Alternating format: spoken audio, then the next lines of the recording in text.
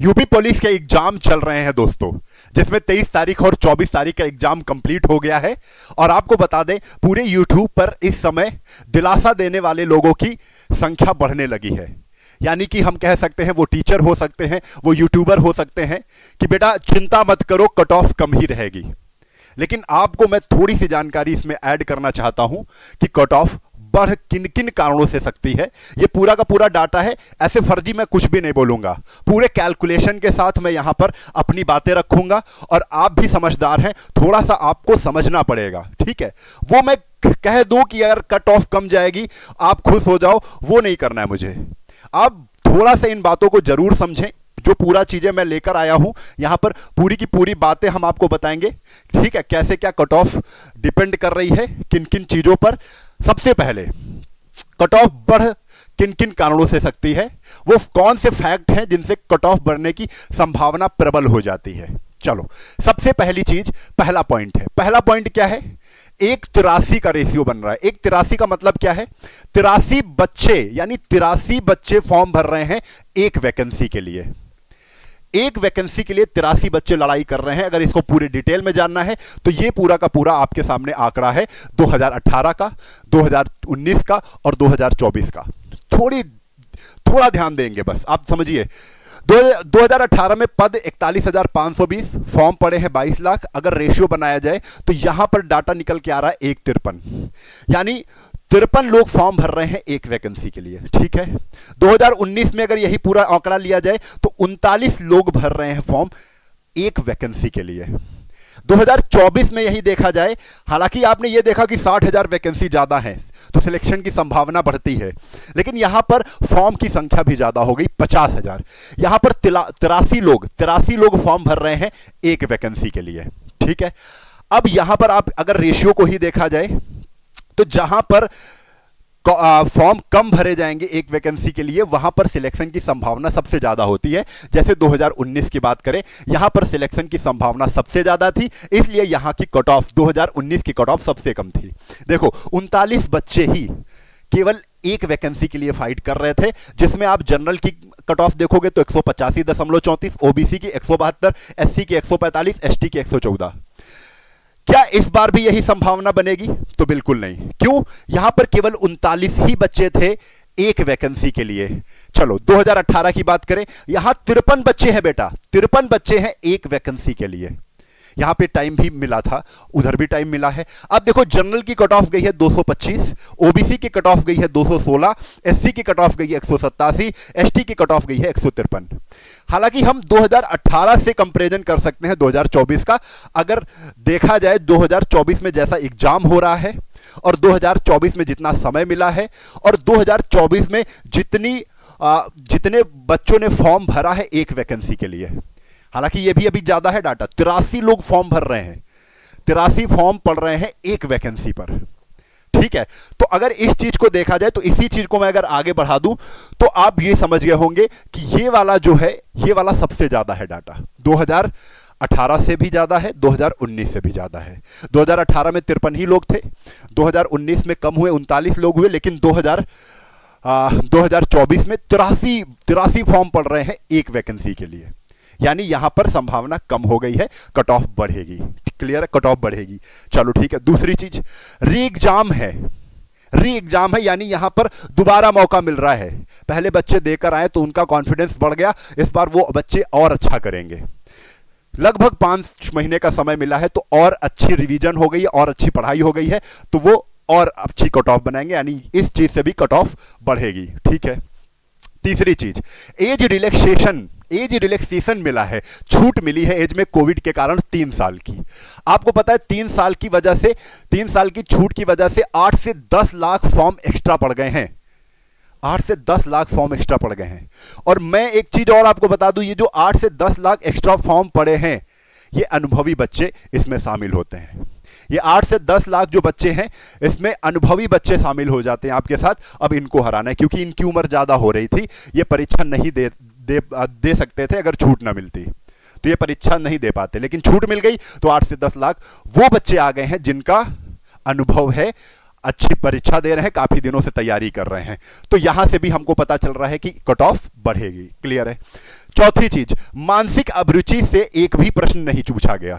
जब मानसिक अभिरुचि से प्रश्न आ रहा था तो आप ये देख रहे थे कि समय लग रहा था क्वेश्चन को पढ़ने में, लंबे लंबे क्वेश्चन होते थे, उनको पढ़ने में फिर उनका आंसर छांटने में काफी समय लग जा रहा था। तो इस वजह से जो प्रश्न होते थे वो काफी छूट जा रहे थे, लेकिन नहीं है इस बार। तो जितना समय दिया गया है उतने समय में सारे क्वेश्चन सबके हो रहे हैं, पर्याप्त समय मिल रहा है। बाद में क्वेश्चन आके लोग दोबारा भी देख रहे हैं कि कौन सा क्वेश्चन छूटा है, अच्छे से कर ले रहे हैं। क्लियर है? तो टाइम भी बढ़िया मिल रहा है क्योंकि मानसिक अभिरुचि के प्रश्न ही नहीं बन रहे हैं। ये भी तो यहां से भी हम समझ रहे हैं कि कट ऑफ बढ़ेगी। अच्छा, ये आपने पूरा डाटा देखा और ये चीज डाटा देखा, कट ऑफ बढ़ेगी। सॉलिड कंफर्म कह सकते हैं कि कट ऑफ बढ़ेगी, लेकिन अगर ये मान के कह दो कि कट ऑफ बहुत ज्यादा हो जाएगी तो ये भी गलत है। मैं एक ऐसी कट ऑफ आपको बता रहा हूं 2000, देखो यहां पर हमने लिखा है कि 60,244 पद हैं, 50 लाख, 183 का रेशियो बनेगा। कट ऑफ क्या रहेगी? तो मैं यहां पर एक ऐसी संभावित कट ऑफ दे रहा हूं कि जिनके बच्चों के इतने क्वेश्चन सही हो रहे हैं तो वो रनिंग करना स्टार्ट कर दें। ठीक है, मामला यहां नॉर्मलाइजेशन का भी होगा। अगर आप देख लें, ये 23 तारीख का पेपर हो चुका है, 24 तारीख का पेपर हो चुका है। हमारे एप्लीकेशन पे 6000 से ज्यादा बच्चे पढ़ाई कर रहे हैं हमसे, ठीक है, जिसमें 500 से 600 बच्चों का पेपर हो चुका है। अब बता दें, जो उनसे पूछा गया है तो लगभग अगर देखें तो जो बच्चे हैं वो 107 से 114 क्वेश्चन पहली शिफ्ट में कर आए हैं। ठीक है, जो सेकंड शिफ्ट में है वो 113 से 121, ये थोड़ा सा आसान शिफ्ट थी। ठीक है, फिर जो 24 की पहली शिफ्ट थी उसमें 105 से 110 लगभग बच्चे कर रहे हैं। ठीक है, दूसरी शिफ्ट में 110 से 115 बच्चे क्वेश्चन कर रहे हैं। ठीक है, चलो ये तो हो गया। अब इससे क्या कट ऑफ डिपेंड करती है, नॉर्मलाइजेशन कैसे होगा? तो नॉर्मलाइजेशन का एक सीधा फंडा है, बात को समझना। जितनी शिफ्टों में पेपर होंगे, जैसे मान के चल रहा हूं ये 4 शिफ्ट हुए, 4 शिफ्ट में टॉप के कुछ बच्चे लिए जाएंगे। टॉप के, जैसे ये पहली शिफ्ट हुई, इसके टॉप के कुछ बच्चे लिए गए, उतने ही दूसरी शिफ्ट के टॉप के बच्चे लिए जाएंगे, उतनी ही 24 अगस्त के टॉप के कुछ बच्चे लिए जाएंगे। फिर उनका एवरेज निकाला जाएगा। एवरेज निकालने के बाद मान के चलिए एवरेज आ गया कितना, कि 110 आ गया एवरेज। ठीक है, 110 आ गया एवरेज। बात समझो, 110 अगर एवरेज आ गया है तो अब हर शिफ्ट का एवरेज निकाला जाएगा, हर शिफ्ट का एवरेज। इस शिफ्ट का एवरेज अगर निकाला गया तो मान के चलिए इस शिफ्ट का एवरेज 102 निकला, इस शिफ्ट का एवरेज 117 निकला, इस शिफ्ट का एवरेज 125 निकला, मैं मान रहा हूं इस शिफ्ट का एवरेज 115 निकला, और यहां पर एवरेज निकल रहा है 110 का। तो आप खुद समझ जा सकते हो कि ये टफ शिफ्ट थी, इसलिए इसका एवरेज 117 था। तो टफ शिफ्ट वाले के नंबर क्या हो जाएंगे, कम हो जाएंगे। यानी जिसके नंबर 117 हो रहे होंगे उसके कम कर दिए जाएंगे। कम करके नॉर्मलाइजेशन में नंबर कम भी किए जाते हैं, नॉर्मलाइजेशन में नंबर बढ़ते भी हैं। ठीक है, ऐसा नहीं है कि नॉर्मलाइजेशन में केवल नंबर बढ़ते ही हैं, कम भी होते हैं। तो आप देखो, जैसे 102 है तो इसको बढ़ा के सबके नंबर कितने बढ़ जाएंगे, तो 102 से 110 करने के लिए 8 नंबर, तो यहां पर 8 नंबर सबके बढ़ जाएंगे पहली शिफ्ट में। अगर कोई शिफ्ट कठिन है, जैसे यहां पर देखा कठिन है, तो इसमें -7 हो रहा है, तो लगभग 7 नंबर सबके हटेंगे भी। तो ये करके हम नॉर्मलाइजेशन में जो शिफ्ट आसान होगी उसके नंबर कम होंगे, जो शिफ्ट कठिन होगी उसके नंबर बढ़ेंगे। ठीक है, तो अपना देख सकते हो इससे। लेकिन मोटा मोटा मैं एक कंफर्म करना चाहता हूं कि आप अगर रनिंग करना चाहते हो अभी से तो कौन से बच्चे रनिंग करें, क्योंकि रनिंग के लिए ज्यादा समय नहीं मिलेगा, 15 से 20 दिन बाद रनिंग स्टार्ट करनी है आपको। ठीक है, तो देखो 15 से 20 दिन में रनिंग के लिए बुलाया जा सकता है, संभावना है पूरी। अब यहां पर देखो, जनरल के लिए 110 से कम अगर क्वेश्चन कर रहे हो तो भाई दिक्कत है। ठीक है, आपके 220 के ऊपर ही नंबर लाना है तो रनिंग स्टार्ट करो। ठीक है, ओबीसी 108 से ऊपर है तो दौड़ना शुरू करें, 215 नंबर से ऊपर ही लेकर जाना है अपने स्कूल में, ज्यादा अंतर नहीं आएगा जनरल ओबीसी में, ठीक, कम ही रहेगा। एससी का 102 के ऊपर क्वेश्चन सही हो रहे हैं, एसटी अगर 98 से ऊपर क्वेश्चन सही हो रहे हैं तो वे दौड़ना शुरू कर सकते हैं। अगर इसके नीचे आ रहे हो तो थोड़ा सा दिक्कत है, क्योंकि आपको मैं बताकर आ रहा हूं पिछला कि हर चीज कट ऑफ को बढ़ाने के लिए पॉजिटिव है, कट ऑफ बढ़ सकती है, ऐसे हमने इतने रीजन दिए हैं।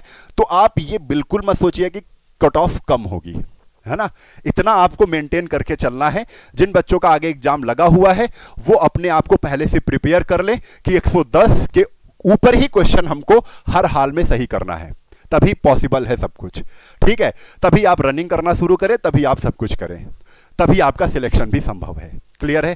तो मेरे हिसाब से ये स्कोर अगर आपका है तो आप रनिंग स्टार्ट करिए, और अदरवाइज अगर आपके मन में कुछ और चल रहा है तो कमेंट करके बताइए कि नहीं हमारा सर 70 क्वेश्चन सही हो रहा है, तब भी क्या मैं रनिंग कर सकता हूँ, 70 कट ऑफ जाएगी, कोई 20 भी बता सकता है, कोई 10 बता देगा, फिर तो भाई ईश्वर मालिक है। चलिए, वीडियो अच्छी लगी हो तो आप लोग शेयर जरूर करिएगा।